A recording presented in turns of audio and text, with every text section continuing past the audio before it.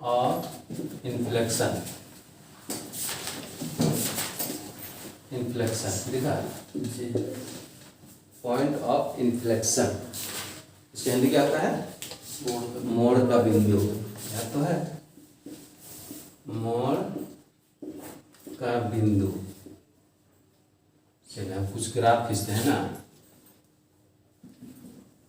एक दो, तो छोटा करेंगे,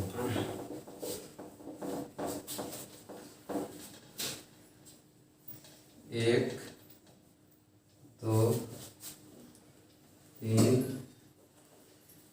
चार। देखिए ऐसे ऐसे ऐसे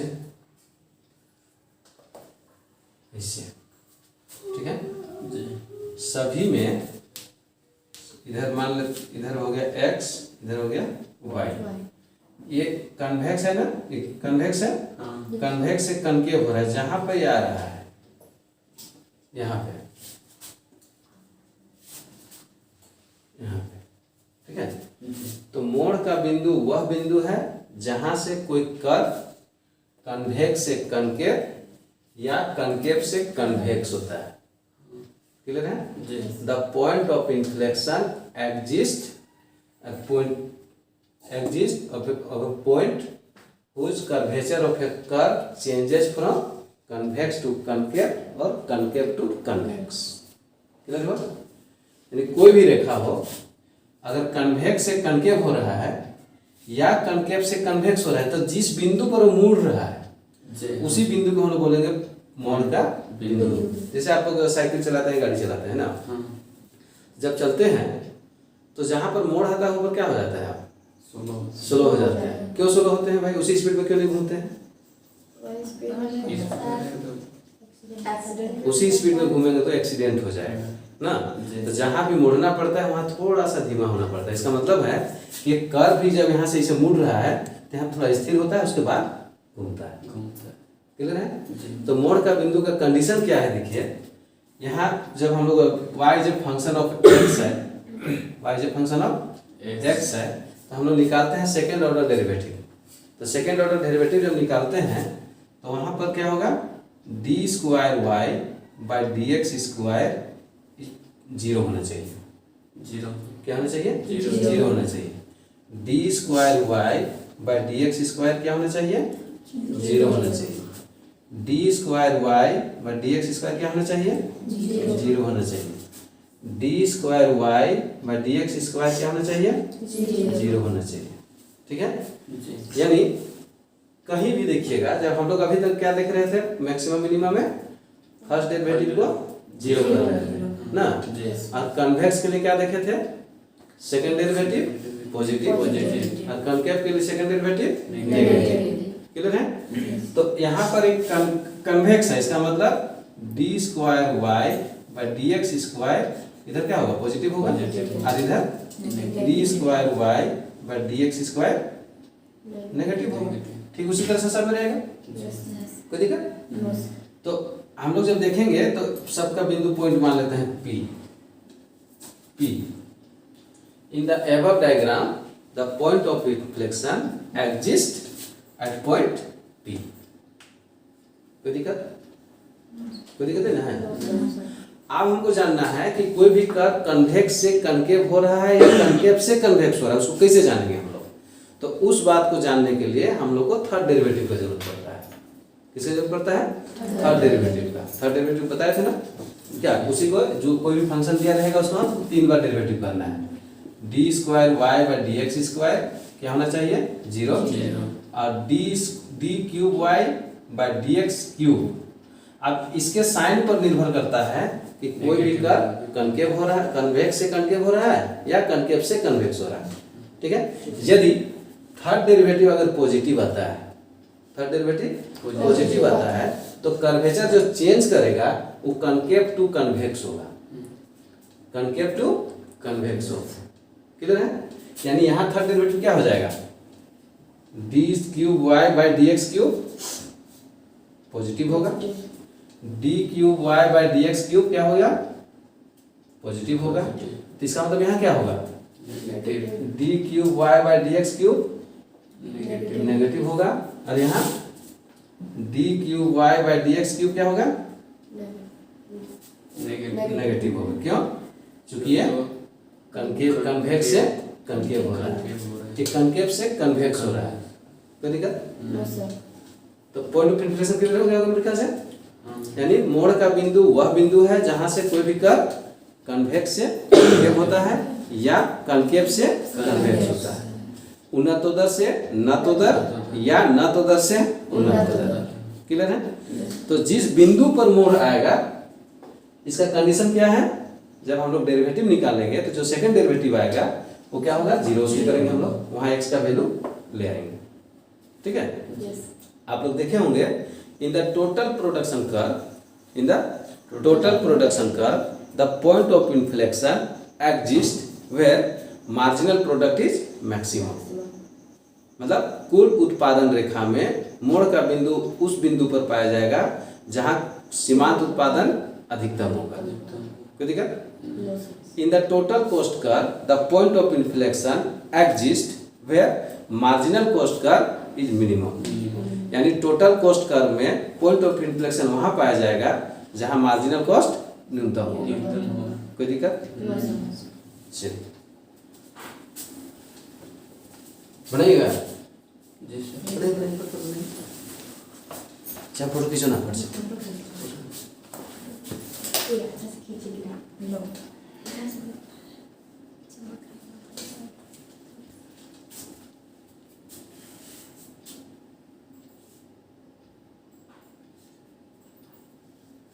हो गया बेटा।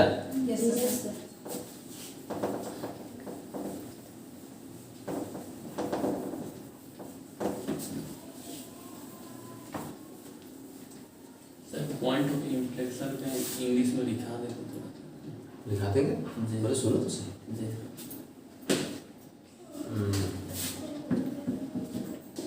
ऊपर कहाँ तक जा रहा है, और थोड़ा सा एक लिखा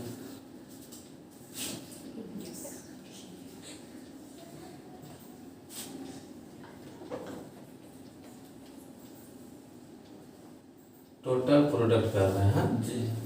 यहाँ से कन्वेक्स से कनकेव हो रहा है, यहाँ पर हो रहा है।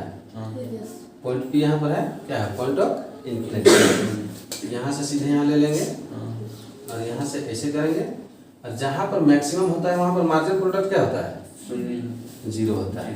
इसको सीधे यहाँ ले जाएंगे, जी ये हो जाएगा मार्जिनल प्रोडक्ट। हाँ जी अब ध्यान दो, बिंदु पी पर पॉइंट ऑफ इन्फ्लेक्शन है, हाँ यहीं पर मार्जिनल प्रोडक्ट क्या है, अधिकतम मैक्सिमम। तो याद रखना है, इसको परीक्षा में पूछा जाता है पॉइंट ऑफ इन्फ्लेक्शन कहाँ पाया जाएगा। तो याद रखना क्या है हमको, कि जब मार्जिनल प्रोडक्ट मैक्सिमम होगा तो टोटल प्रोडक्ट कर्व में पॉइंट ऑफ इन्फ्लेक्शन पाया जाएगा। पाया जाएगा कोई दिक्कत है। नहीं चलिए फिर टोटल कॉस्ट कर्व हम लोग लेते हैं। जी टोटल कॉस्ट कर्व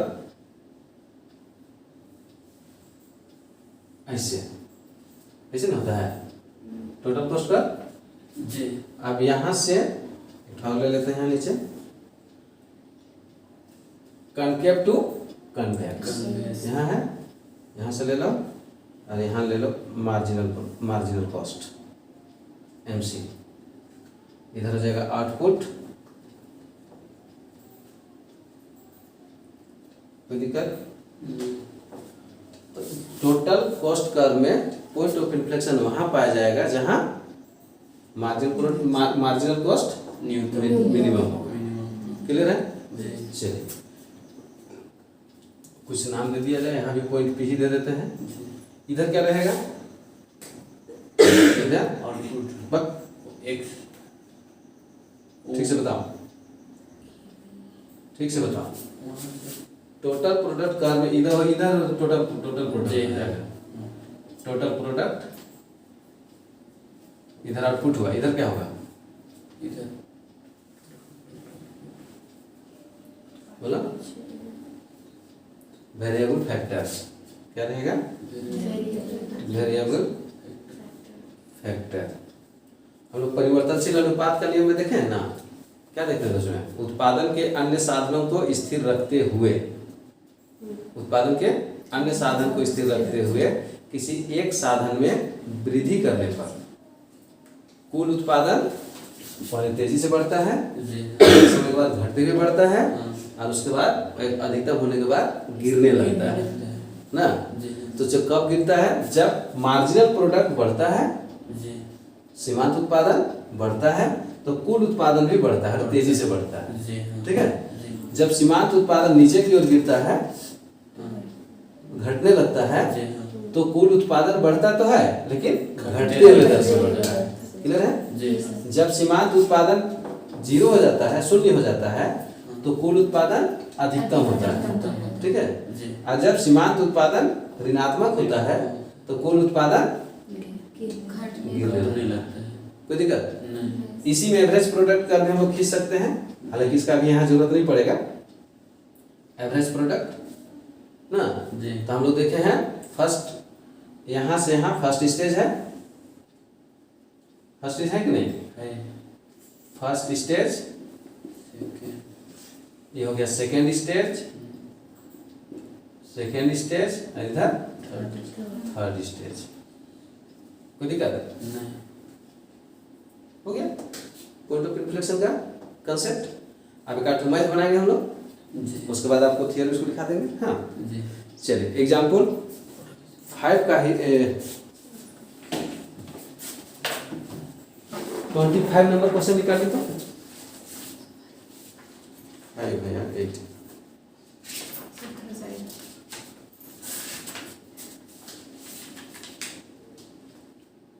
25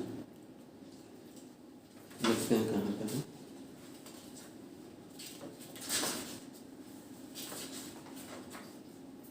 हाँ 25 क्या दिया हुआ है, 25 नंबर क्या। given plant and given supplies हाँ हाँ हाँ, वही वाला 5 पे देख रहा है, 25 दे एग्जाम्पल 5। यस उसी का 8 का देखो, 8 का 25, एग्जाम्पल 8 का 25, जल्दी सर कितने नंबर एग्जाम्पल 8।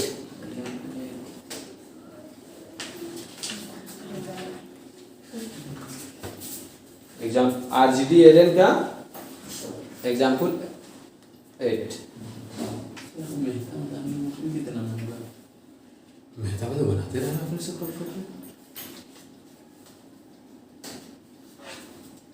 हुआ, मिला।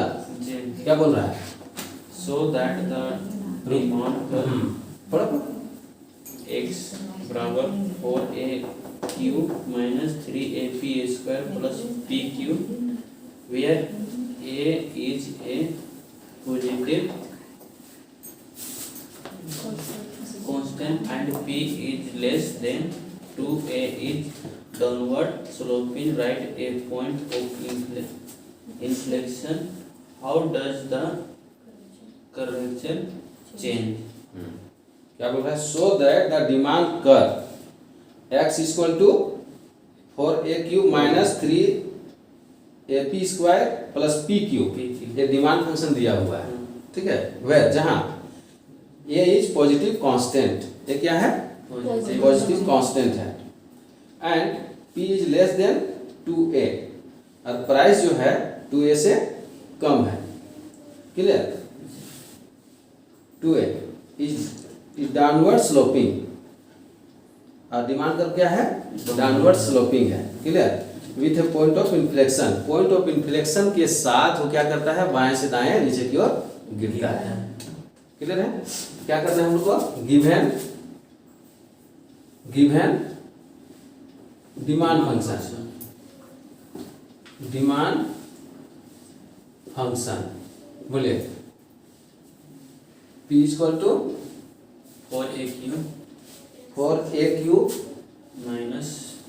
Cube minus 3ap square 3ap square plus plus p cube p cube.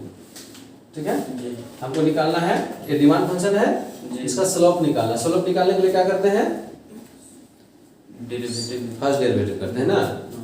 here slope of the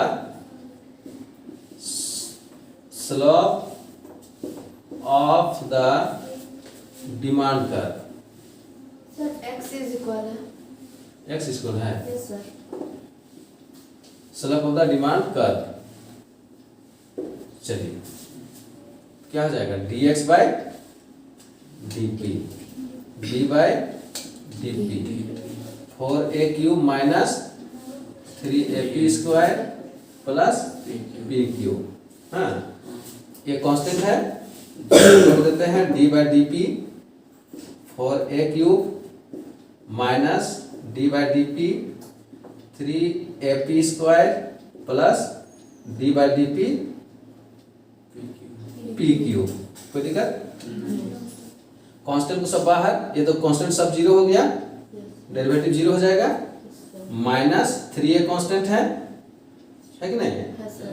3a constant है d by dp p square plus d इसका हो जाएगा 3p स्क्वायर. कोई दिक्कत?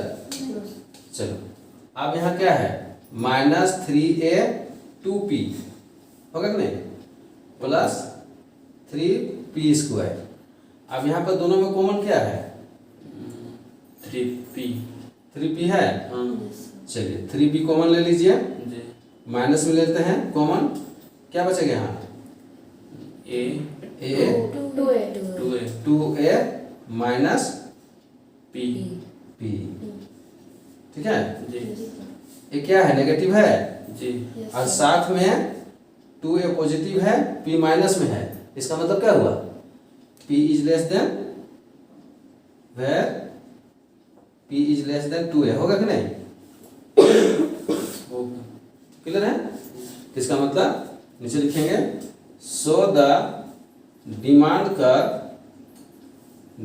Curve is downward sloping. Downward sloping. Okay, जी downward sloping हो गया. अब पॉइंट ऑफ इन्फ्लेक्शन लाना है, उसके लिए क्या करना पड़ेगा? कंडीशन क्या है? कंडीशन क्या बताया? Second derivative. सेकंड डेरिवेटिव शुरू करना पड़ेगा. Yes sir. चलिए फोटो हो खींचा गया. Yes sir.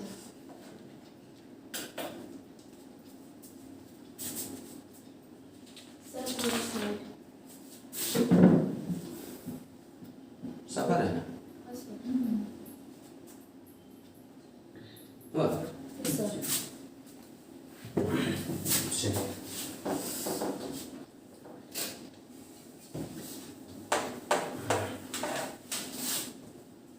यही करेंगे हम लोग. एंड ऐसा लिखते हैं the point of inflection where inflection exists where d square x by dp square is equal to 0. क्या हो जाएगा d by dp 6ap minus में plus 3p square equal to 0 होना चाहिए. ठीक है ना? अब इसका डेरिवेटिव करेंगे d by dp minus 6ap plus d by dp 3p square equal to 0. कोई दिक्कत आ रहा है ना? यहाँ क्या हो जाएगा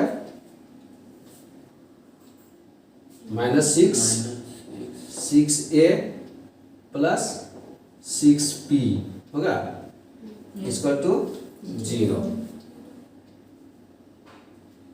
अब क्या हो जाएगा 6p equal to 6a 6 cancel होगा इसलिए p इक्वल टू क्वेश्चन में क्या बोला है p इक्वल टू होता है जहां पॉइंट ऑफ इन्फ्लेक्शन पाया जाता है. क्वेश्चन दिया है ना कि नहीं दिया? a is a positive constant and p is less than 2a. हो गया. चलिए पॉइंट ऑफ रिफ्लेक्शन कहाँ पे आ जाएगा? जहाँ जहाँ P इक्वल टू ए होगा, प्राइस किसके बराबर होगा? एक ए के बराबर होगा। चलिए खींचे फिर।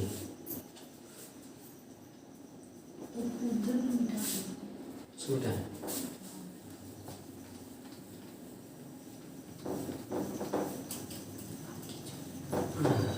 चलिए अब आगे क्या करना है? The curvature changes, the curvature changes depends on third derivative, ठीक है? किस पर निर्भर करेगा? थर्ड डेरिवेटिव के साइन पर। The depends on sign of third derivative. Clear? जी मतलब कर्वेचर जो चेंज हो रहा है, कन्वेक्स से कनकेव हो रहा है या कनकेव से कन्वेक्स हो रहा है, ये किस पर निर्भर करेगा? थर्ड डेरिवेटिव के साइन पर। क्लियर है? यहाँ क्या आता है देखते हैं। Here D cube X by D P cube, D by D P कहाँ लाए थे हम लोग? ये वाला है ना, क्या है? -6a plus 6p equal to क्या हो जाएगा? ये 0 हो जाएगा और एक प्लस 6 हो जाएगा। पॉजिटिव है? यस इसका मतलब क्या होगा? कब क्या हो रहा है? कनकेव से कन्वेक्स चेंज हो रहा है ना। लिखना होगा so the curvature changes from concave to convex। हो गया? हाँ है। अब इसका हम ग्राफ में दिखा देंगे, सिंपल है। ऐसा हो गया। यहाँ पर पॉइंट ऑफ इन्फ्लेक्शन है,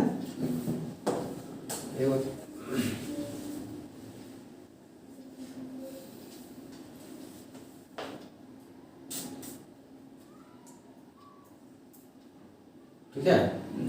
इधर प्राइस, इधर डिमांड, ये हो जाएगा यहाँ पे, यहाँ हो जाएगा P, डी इज डिमांड का। सिंपल। यहाँ क्या है? P equal to A. Price किसके बराबर है? ए के बराबर है। नहीं, ये यहाँ नहीं होगा। P इक्वल टू यहाँ पर आ रहा है, मतलब P यहाँ जितना है ना, यहाँ से यहाँ ए हो गया ना। अब यहाँ कुछ, अभी E कितना आएगा इसको जानने के लिए हम लोग क्या करेंगे?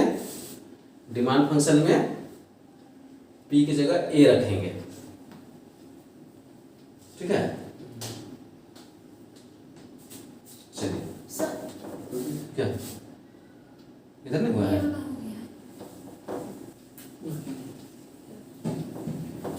अब इस वैल्यू को लाने के लिए हम लोग क्या करेंगे? डिमांड कितना हो रहा है इसको लाने के लिए क्या करेंगे?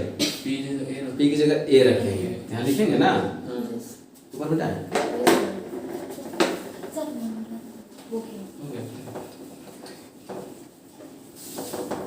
Putting the value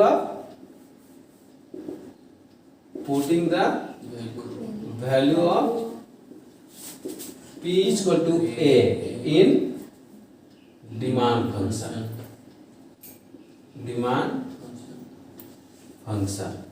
हो गया? चलिए डिमांड फंक्शन बताइए। x equal to 4a cube, नहीं sir p cube, 4p cube है, हाँ जी ठीक है। 4a cube -3a 3a p square plus p cube, ठीक है जी। इक्वल टू कितना हो जाएगा? 4a cube minus 3a square plus a cube, जी। इक्वल टू कितना हो जाएगा? 4a cube minus 3a cube plus a cube equal to a cube और 4a क्यूब कितना हो जाएगा 5a क्यूब 5a क्यूब में 3a क्यूब माइनस हो जाएगा कितना बचेगा 2a क्यूब। तो यहाँ हो जाएगा हम लोग का 2a क्यूब। वो ध्यान है क्लियर। चलिए तो पॉइंट ऑफ इंफिनिशन मेरे ख्याल से सारा कंसेप्ट क्लियर हो गया होगा हाँ ना। उसका एक मैथ भी बना दिए। अब अगला मैथ बाद में देखेंगे हम लोग। जी। बहुत क्लियर है।